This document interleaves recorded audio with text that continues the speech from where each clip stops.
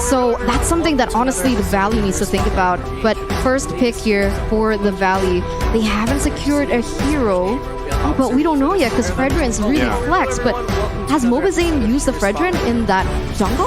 I wouldn't discount him the fact that he's probably played it at some point through the scrims here, right? Yeah. But with the Matilda coming up here, now you've got that roam choice available to you. So I still like this. There's a lot of mobility here for the Valley, right? You have the Pheromones, you have Matilda, you can get into the action, you can escape it, right, with the Guiding Wind here.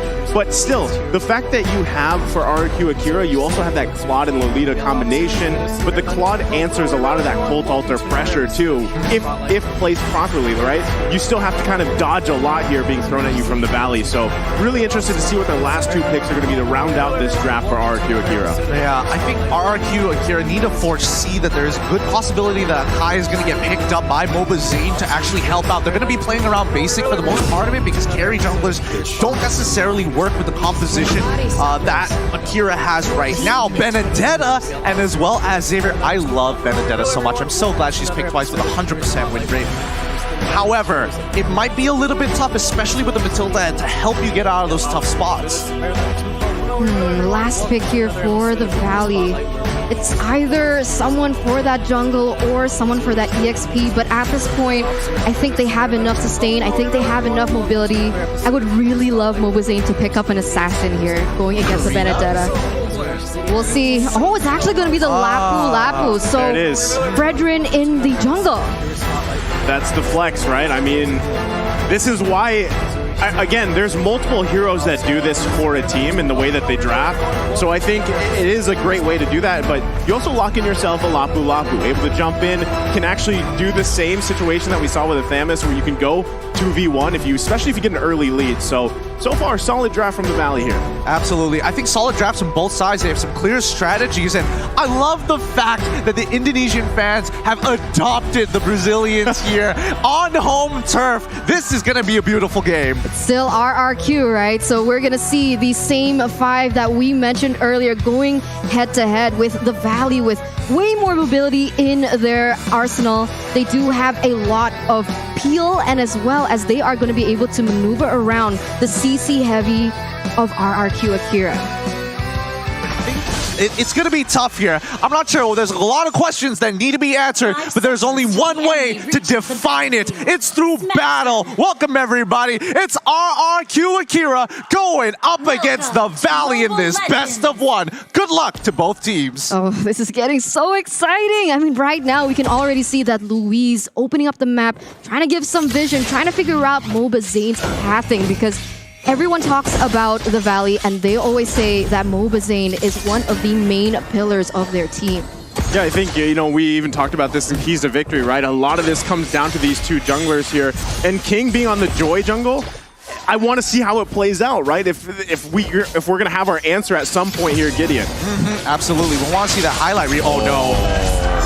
That's already going to be the first blood drawn here by Takashi. That was a great Mystic Field. That was an interesting movement coming in from Takashi because there was, again, he's clearing up the wave against White Chicken. Did he also get the gold crab? He gets the kill, gets the gold crab. He's winning on all fronts for himself, all because of an individualistic play. And I'm quite surprised, right? Because the way that the Valley drafted, the mid lane is so strong on those rotations, because Rrq BR, because they brought in Xavier, they are going to have to wait for that level 4 to hit in order to maximize the potential damage. But even then, Rrq Akira, they've actually managed to get a point above the Valley at this point. Notice the movements across the map here. Again, Joy and Benedetta just cutting off the waves, making sure that White Chicken is just going to be stranded by himself, knowing that the turtle is going to be spawning 20 seconds on the bottom side of the map.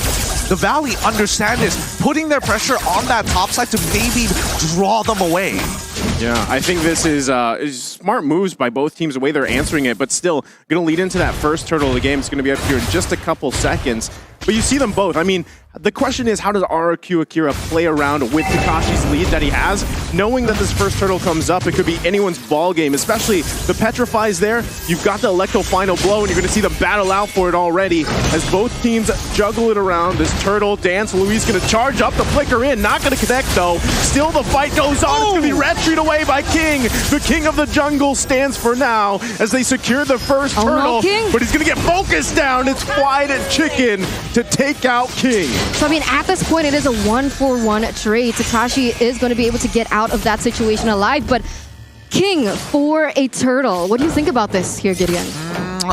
King for a turtle, honestly, it's not the best in the world. Obviously, you would like to be able to survive and get the turtle at the same time. And especially when your teammate Takashi actually getting an amazing stun engagement onto the Valley, catching 4 people in that. Just no real way to capitalize on it. Because again, their early game heroes is literally just Takashi, and maybe even you can make an argument for Gusta Lagusta at this point. But Sagan needs to scale up. King needs more farm, and Gusta Lagusta, just keep him in place. He's eventually going to carry at 2 items. Yeah, I feel like right now, Rrq Akira, they really are playing into the tempo that the Valley wants to create for them. You can see them already once again with the better rotations. They're much faster. They're looking to secure and maybe pressure those side lanes, and that's exactly what they're doing. Basic is also farming really comfortably at this point. Oh, they're going to put pressure here on the purple buff. Rrq Akira going to do their best to just try to secure it, but King going to go ahead and use those beats to get out just in time. Should be able to secure it, but still, MobaZane going to park himself here. The battle for the purple buff. Luis going to charge up, gets him right on target. It's MobaZane going to be in trouble. Colt Alter plus the guiding win.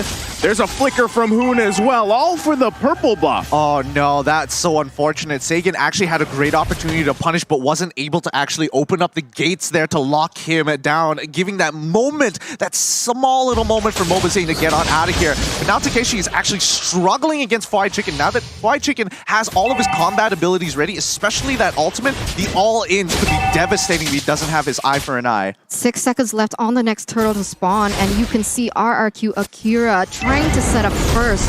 We do see that Super Shark already on the way, already opening up vision. They don't want to give that early game lead that they've already attained for themselves over to the Brazilian representatives, but here we go. They're going to start it up, looking for it. Like the final blow did come out. Who's going to secure it? It's King, but MobaZane going in as well with the guiding wind and circling eagle combination.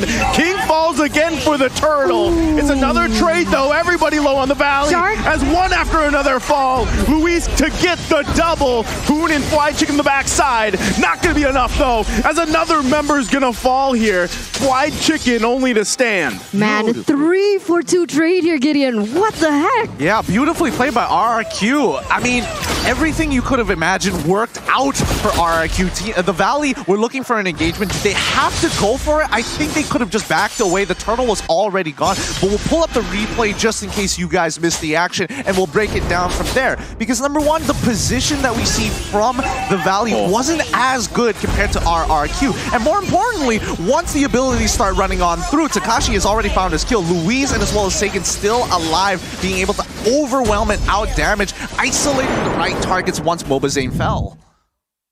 I mean, Luis is on point so far with these Nuno blasts, really finding the right targets, especially around, I mean, objectively, right? The Valley's going to want to contest those, but they've got to keep a constant eye on Luis, and Takashi being 3-0-1 on this Benedetta too is going to cause havoc as the game goes on. Look how confident he is. He's cutting that deep into the wave, right? I mean, it is pretty much happening on both sides, but still, the upper hand is for Takashi. That's the beauty of the Benedetta, I guess, and we're going to take a little sneak into the emblems, but before we get into that, here's Super Shark getting a little chunked in terms of that health, but I think maybe King wants to go for something here.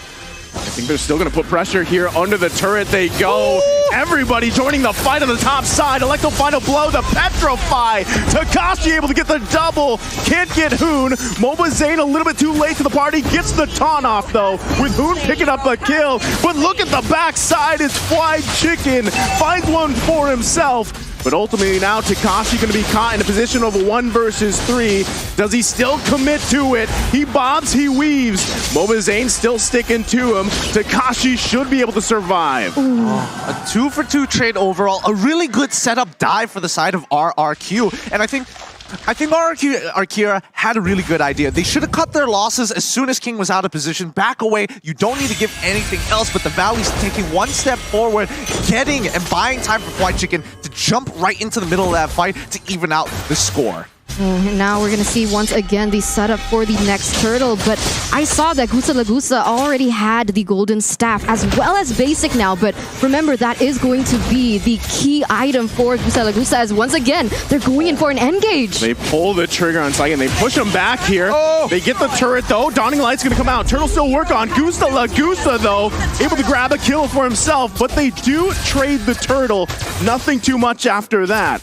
White Chicken is playing so boldly, running right into the middle that knowing that the Golden Staff is already completed, taking a good chunk of damage from the Blazing Duet, and yet he still almost picked off a free kill for himself. 1,300 gold in their hands of Rrq Akira right now. I mean, at this point, I want to know, has the Valley been playing into Akira's tempo right now? But oh, wait a minute.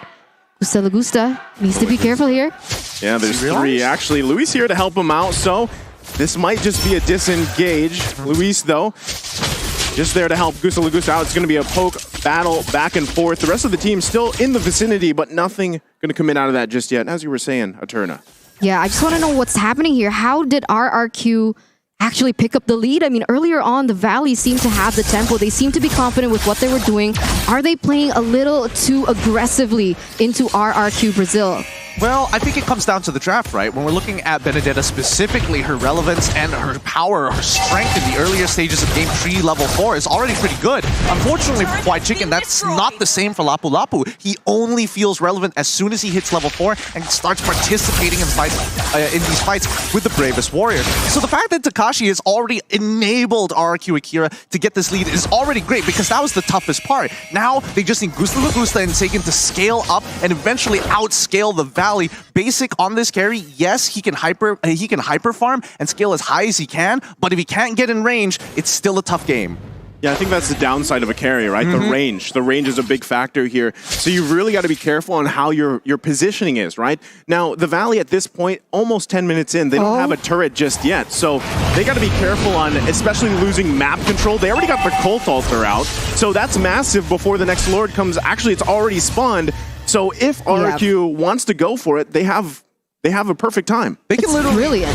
They can literally start pulling away, allow the Valley to actually move because they've got priority on both bot and top side.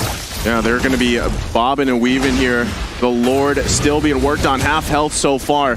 Mobazane, though, he is going to be just taking the front of this damage. They're going to go on for Super Shark. Sniped down with Dawning Light. Gusta Lagusa going in.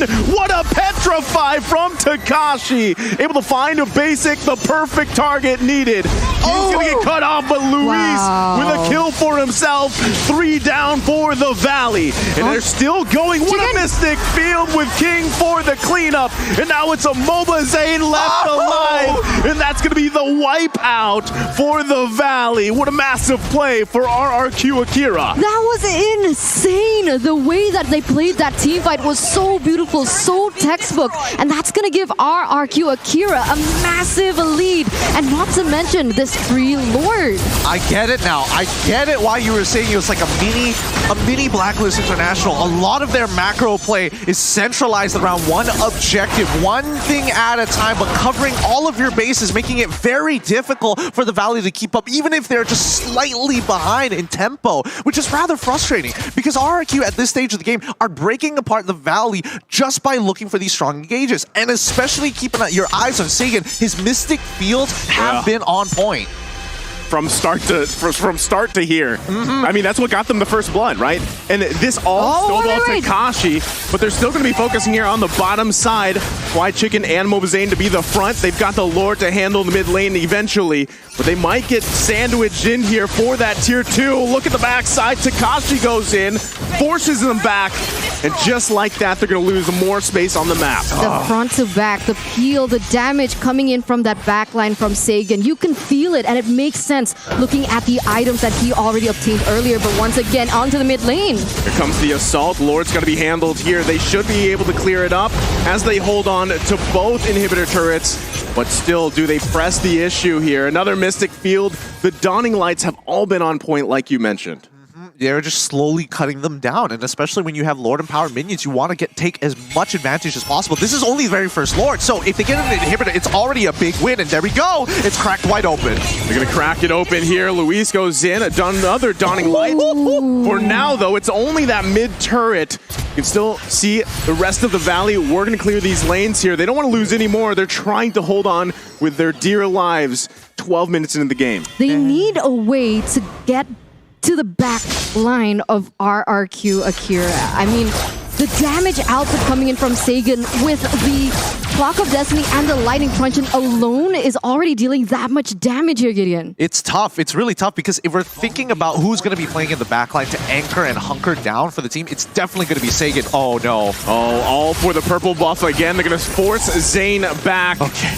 No one there to help him out. All right. The Valley make a very intelligent decision. Just back away. There's no need to fight right now. 50 seconds away from the Lord, 12 minutes into the game. Your biggest objective is going to be that Lord. But yes, as I was saying, Sagan is going to be the anchor of that backline. You would expect someone like Gusta Lagusta go in and out of fights. Luis wants to stay in the middle, but then you have Takashi and King. They're allowed to go crazy. And I think that's what's really difficult to get on top of them because you have to go through multiple layers. And even if you gap close, there's a good amount of CC to keep you in place. So what do they do? I mean, at this point, I was like thinking about it, taking a little pause there. How is the Valley gonna enter that backline? Because in theory, with the draft that they had, they do have Super Shark, Big Brother Shark on the Matilda here to dive into the backline with her ultimate, obviously, and bring someone with her as well. Well, the easiest way that they could possibly do this is to get fried chicken specifically on Sagan. But wait, a fight's about to break out here. They force Mobazane back, right? But he's going to be able to heal back up here. Still the battle for this Lord. It looks like everybody from each team is going to make their way here for this fight. Meanwhile, Takashi still trying to clear that wave a little bit. Put pressure here. Dawning Light going to be committed. Now Takashi goes in with a Petrify, able to find Hoon, gets the Cult Altar out. Lord whittled down, secured by Gusta Lagusta. And Rrq Akira looking still for a moment if they can. A guiding wind to come out.